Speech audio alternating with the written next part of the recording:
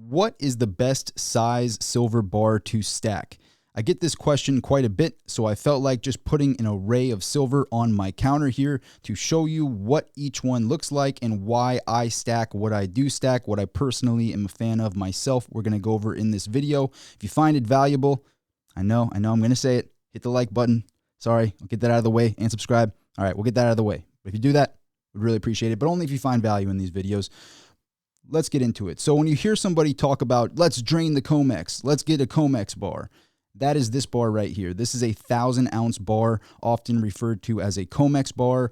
This is going to be your lowest premium. Not this bar specifically, but I grabbed one of my Comex bars from my collection to show what they look like. So this is a real Comex bar. This one is just from 1951. It is an old school New York assay bar, actually a government issued silver ingot. So this has a lot of history to it. If you want to see the history on this, go to my Instagram at Rob Soltan on Instagram. Shoot me a follow over there. Shameless plug, but I do have photos of all of this stuff if you want to see more close-up photos of the things that I collect and the things that I buy and sell as well. This is the stuff that I'm after, and so you can see that on my Instagram as well when it comes to like vintage bars and collectibles and stuff like that. I also am a big stacker of just weight, but I also like vintage as well. But anyway, this is what a Comex bar looks like. This is what 100-ounce bars look like. So each one of these is 100 troy ounces. These are the more skinny ones. So this is more of a skinnier 100-ounce bar here. Each one of these weighs 7 pounds, a 100-ounce bar. And obviously, as you can tell, the skinnier ones stack up a little bit higher. And these are I really like the way the old Engelhard 100-ounce bars stack. So these are the poured 100 ounces. Again, I'm a fan of the old school bars. Some people think we're crazy to be paying big premiums for old school bars. I happen to really like them because I know that Engelhard's out of production, Johnson Matthey's out of production. So when I go and I buy one of those old school bars, I know that they can't resurface. At the end of the day, it is 100 ounces of silver, but I like the history with it as well. Anyway, this is what 100-ounce bars look like. So this, I specifically chose to grab 1,000 ounces of 100-ounce bars to show what it looks like next to a Comex bar. Now, if I have to choose when I'm stacking weight, which one I'm going to go with between the 100-ounce bar and the 1,000-ounce bar, I'm going to go with the 100-ounce bars because each one of these, again, is 7 pounds. So if you could imagine, go to the gym, grab a 5-pound weight, 2 more pounds, you got a 100-ounce silver bar. Multiply that by 10. This is a 70-pound brick. Yeah. So if you can't lug, if you go to the gym and you go and you grab a 70-pounder, go and feel what that's like. That's what a 1,000-ounce is. It's a 70-pound weight. So if you are not capable of moving around a 70-pound weight, now you've decided on that front. I personally would rather have 10 100-ounce bars because these give you a hernia. But anyway, I've lugged quite a few of these around in my day. But it's nice to be able to have that divisibility as well. So the biggest factor is divisibility, and I would say divisibility and premium. Those are the two big factors here. And when I say divisibility, I mean if you're going to sell this bar, you're going to sell the whole bar. So it's around 30 grand worth of silver when you account for premiums and stuff like that on just a regular Comex bar. So basically, you're going to go and sell it. And you can't just cut it in half. I mean, you could, but you're not. Who's going to want a cut in half anyway? You have to sell the whole thing at once, and a lot of people don't take that into account when they buy their silver bars. They go, oh, I can get the lowest premium for a 1,000-ounce. Well, you're going to have to lug it, and you're going to have to be able to sell it. Also, it's very hard to ship a 1,000-ounce bar. I take it from experience. I do it. Not as easy. These, on the other hand, if you could imagine, if you're choosing between a 1,000-ounce or a 10 100-ounce bricks, you can take one of these, say silver goes up to 100 an ounce, and you're like, okay, I want to cash out a little bit. You can take one or two of them, cash out one or two of them, and keep the 9/8 left. You see what I'm saying? So if you want that divisibility factor, in my personal opinion, the 100 gets the lowest premium with the divisibility factor as well. So lowest premium is going to be the 1,000-ounce. The lowest with the divisibility is going to be your 100-ounce, and that's why I'm such a big fan of 100-ounce bars myself. I'm always stacking them, always buying 100-ouncers. This here is a 50-ounce size class, which I'm also a big fan of the 50-ounce class as well. So here's another. Obviously, I'm going to shout out my old school vintage bars. So if you know what you're looking at, you know. Eventually, I'll show pictures of this on my Instagram or something like that. But this bar is just unbelievable. The patina on it and stuff is crazy. But some people think we're crazy on the vintage world, but there's a lot of us out there that stack the vintage stuff. So that's what a 50-ounce class looks like. I'm a big fan of the 50s as well. I'm also a big fan of the kilo. A kilo is like, it's a pretty beautiful class, to be honest with you. So this is your kilo. Let me show you a little bit of a close-up. You're still going to get a somewhat lower premium when you consider what the premiums are going to be on the small stuff, but a kilo is going to be a bit of a higher premium than your 100-ounce or your 50-ounce due to being more divisible and more affordable to the masses. So that's what your kilo is going to look like. Kilos stack really well. I'm a big fan of kilos as well.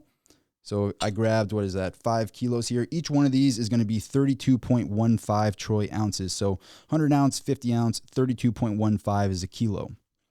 Then here I grabbed a stack of 55 of these 10-ounce bars that we just stocked up. These are little 10-ounce poured bars. I think in this stack here there's 55 of them. I know there's 55 of them rather. So this is, all of this here is one of these stacks of 100 ounces plus another 25 ouncer on top of it. So like about that, roughly. This is a little bit, anyway, it's about that. So that versus this big pile here is the different sizes. Now your higher premium is going to be your 10-ounce bar because more people can afford it, it's more divisible, and it takes more effort to actually manufacture a bunch of small 10-ounce bars. So that is where your premiums are going to go. When you're paying a premium of, say, right now, with silver down, where is silver right now? Silver's at $24.27, just giving silver away right now. That is just wild to me. I don't know about you out there. Post a comment. Let me know what you think about how low silver price is right now. I think it should be just astronomically higher than it is anyway. I digress. But when silver's at this price, the premiums go through the roof. So just because the price is low doesn't mean dealers and people that actually own silver are willing to sell it for that low price. Most people who own silver aren't going to be willing to dump it for spot price. They want a big premium because they know it's worth a lot more money than what that spot price says. So right now, 100-ounce bars are trading around like 4 over range, 4 or 5 over range because silver's so low. So you'll see these trading for around like 2,800, stuff like that, 28, 2,900, depending on where you're getting the 100-ounce bar. Same thing with 50-ounce bars. You're going to see that big premium as well. The premium is going to be a little bit higher for the kilo, but say the premium is $3-4, let's say for a 100-ounce bar. A 10-ounce bar is going to have a premium of something around like 5-6 when this is 4. See what I'm saying? The premium is going to definitely go up the lower the weight class. So when you go down, this is a 5-ounce bar here. So let's show you. Here's the difference between a 5 and a 10-ounce.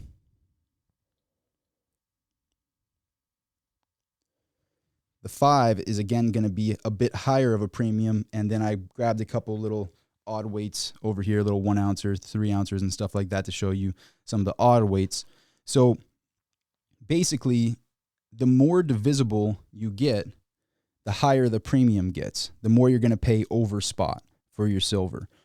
Personally, just to get to the point, what I am interested in myself is a little bit of a mixture. I like to have some 10s around because, again, say you want to be able to have that divisibility and silver skyrockets, you could sell a few of your 10-ounce pieces. And also, you could probably ship these out pretty easy as well. Not probably, you can. They're a lot easier to ship than the larger weights, especially when you talk about a Comex bar. It's intense. But 10-ounce bars, extremely divisible. You can move them around very easy if you put them in boxes, stuff like that. But at the end of the day, it just basically goes, how divisible do you want your silver to be? And right now, I'm not talking about rarities or anything. I personally like the mixture of rare silver in addition to the weight as well. So that's why I like the 100-ounce class so much myself. It gives me the divisibility that I want, and at the same time, I get the lowest premium possible. So lowest premium is going to be your Comex bar, lower premium, but still being able to be divisible, your 100-ounce bar. 50 ounces close to the 100 ounce. 100 ounce is going to be a bit of a lower premium. And you got your kilo, your 10 ounce, your 5 ounce, and some odd weights, some little 1 ouncers over here. Hope this video helps you in some way. I just wanted to basically show what this all looks like. Yeah, it's clickbait. Yeah, it's all eye candy. So there's that. But at the end of the day, this is the real life comparisons of what each bar looks like. And just to, again, reiterate, what I personally go for myself is the 100-ounce bar. That is my favorite size class. If I had to choose one, I would choose the 100-ounce bar. I like to have a mixture, but say I had to like allocate a certain amount in my portfolio, I personally would be like 80% in 100-ounce bars and then 20% in some smaller bars. I love the kilo class as well. Kilos are great, but that's where I am personally. That's where I would personally go when it comes to which size is the best. I do go to 100-ounce bars quite a bit. I gravitate towards them. They stack really nice. They're easy to move around, and it gives you that divisibility. Not as much divisibility because when you have to sell one of them, you're selling $3,000, right? But if you had to sell one of your 10-ounce bars, you're selling 300. So that's kind of what the difference is when it talks to divisibility of it. You can have the ability to sell smaller increments, and for that, you pay the higher premium for it. I'm actually running a special on these ones specifically on the site. If you haven't checked out the new site, there's a bunch of places to get your silver online. But if you want to do business with me personally, I own Mineral Exchange. So mineralexchange.com is my personal site. Everything that I sell is XRF tested, which actually is a specific type of X-ray gun that tests each individual bar. So everything from me, I guarantee is pure and is the real deal. If you want to do business with me, I do my best to have competitive pricing. So if you want to check that out, mineralexchange.com. If you want to go somewhere else, go somewhere else. But there'll be some information in the description down below if you want to show me some love. Really appreciate it. Again, hopefully this video provided you some value. If it did, please do. I'm going to say it. Smash the like button. I know. I'm such a sellout. Anyway, thank you so much for watching. Have a great rest of your day, and I will see you at the next video. Signing out.